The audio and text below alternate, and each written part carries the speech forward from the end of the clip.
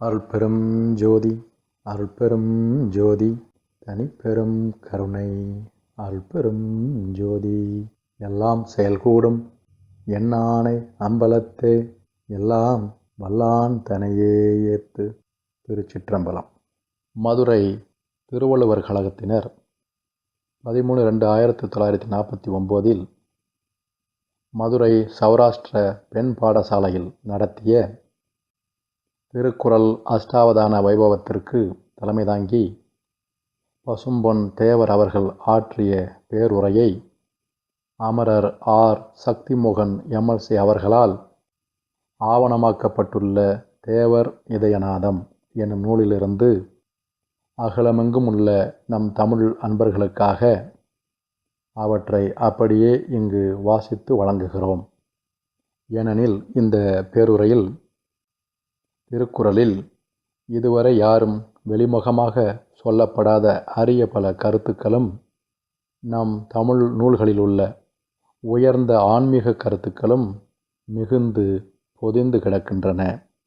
எனவே யான் பெற்ற இன்பம் பெருக இவ்வையகம். அதே சமயம் என்னுடைய வாசிப்பிலே வருகின்ற உச்சரிப்பு பிழைகள் முழுக்க முழுக்க அது என்னையே சேர்ந்தது.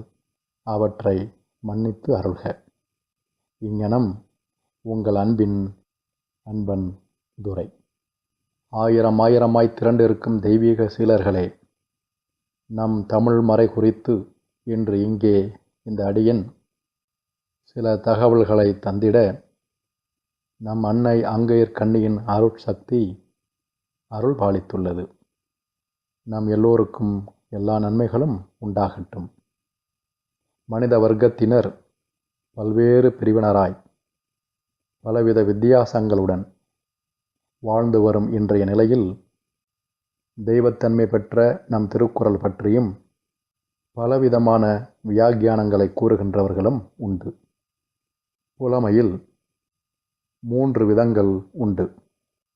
அவை கவிப்புலமை, கலைப்புலமை, தவப்புலமை என்பர் அறிந்து. இம்மூன்று புலமைகளிலும் தேர்ந்து தெளிவு பெற்ற அந்த இறைப்புலவரே நம் திருக்குறள் செய்தவர். இந்த தெளிவு பெற்ற அந்த அறிவோர்க்கு எப்பொருளும் எப்பொழுதும் சமநோக்குடனே புலப்படும். பொருள் ஒன்றேயாகினும் அப்பொருளை காண்கின்றவன் அவரவர் பக்குவத்திற்கு ஏற்ப பல அர்த்தங்களை தரக்கூடியதாக அமைந்திருக்கின்றது. உதாரணமாக, மழை பெய்கின்ற காலத்தில் அந்த நீரை கடத்துகின்ற தூம்புகள் பல. யானை, சிங்கம், முதலை போன்ற பல வடிவங்களை கொண்டு அந்த தூம்புகள் அமைக்கப்பட்டிருப்பதை நாம் காணக்கூடும். அவ்வாறு ஆங்கே வெளிப்படும் அந்த நீரை ஒரு சிறுவன் கண்டு சிங்கவாய் நீர், முதலைவாய் நீர், யானைவாய் நீர் என்று கூறுகின்றான். ஆனால் வளர்ந்து நன்கு விபரம் தெரிந்த பக்குவம் வந்த ஒருவனோ மேகத்திலிருந்து பெய்த மழைதான் அங்கே வெளிவருகிறது என்பதை காண்கின்றான். அதுபோல சாதாரண மனிதன் சில பெரியோர்களின் வாக்கை கவியின் பெருமை, கலையின் புலமை என்று அவனவன் பக்குவத்திற்கு ஏற்ப காணுகின்றான்.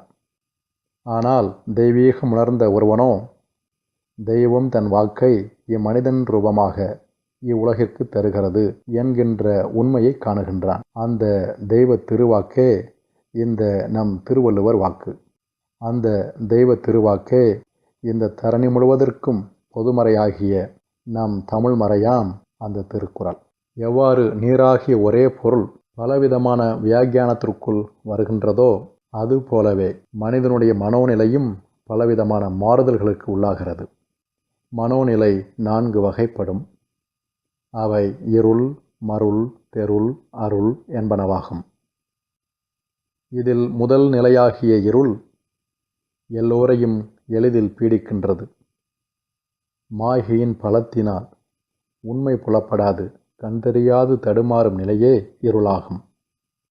இந்த இருள் நிலையிலிருந்து உலக பந்தம், மாயை இவற்றிலிருந்து விடுபட வேண்டும் என்ற உள்ள கிளர்ச்சியே மருள் என்று அழைக்கப்படும்.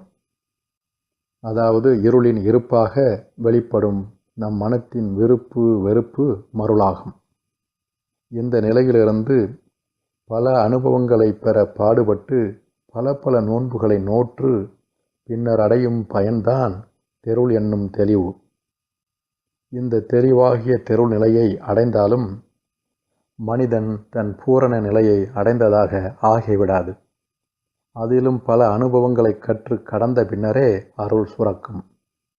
அந்நிலையை அடைந்தவருக்கு புறக்கண்களின் பார்வையை பற்றி எக்கவலையும் எக்காலமும் அவருக்கு ஏற்படுவதில்லை. அவன் தன் உண்மை கண்ணாகிய ஞானக்கண் கொண்டு இறைவனின் அருள் வடிவத்தை எவ்விடத்தும் கண்டு சதா ஆனந்தம் அடைகின்றவன் ஆகின்றான். இந்நிலைதான் அருள் நிலை எனப்படும். இந்த உயர்ந்த நிலையிலிருந்தே அவன் பரம்பொருளுடன் ஐக்கியமாகிவிடும் தன்மை ஏற்படுகிறது. இந்த ஐக்கிய நிலையை அடைந்த யோகியின் மூளை அமைப்பில் பல நன்மாறுதல்கள் ஏற்படுகின்றது. மூளை கீழ்மூளை மேல்மூளை என்று தமிழிலும், செரிபலம் செரிபரம் என்று ஆங்கிலத்திலும், லௌகீகம் பரமார்த்திகம் என்று யோக முறைகளிலும் குறிப்பிடப்படுகிறது. இவ்விரண்டு அடுக்குகளை கொண்ட நம் மூளையின் மத்திய பாகத்தில் இருக்கும் சவ்வு விடுபட்டு அதிலிருந்து பெருகும் அமுத சுவையை பெறுகிறான் ஞானி. அந்த நிலையை அடைந்தவன் இந்த உலகில் நம்முடைய உடலை வாட்டுகின்ற எந்த ஒரு தீங்கும் எட்டாத இடத்தை அடைகின்றான். அவன் அத்தகைய வஜ்ரகாயம் பெற்று விடுகின்றான். அவன்தான் இந்த மனித சட்டையிலிருந்து விடுபட்டு உயர்ந்த தெய்வீக சட்டையை பெறுகிறான். அப்போது அவன் நோக்கு ஒரு சம நோக்காக, பொது நோக்காக, நல்ல திருநோக்காக மாறிவிடுகின்றது. அந்நிலையில் அவன் ஒரு பன்றியை கண்டபோதும் ஒரு பார்ப்பானை பார்க்கின்ற போதும் ஒரே சமமான அந்த பரம்பொருளையே அவன் காண்கின்றான். இதன் தொடர்ச்சியை அடுத்த பாகத்தில் காண்க. நன்றி.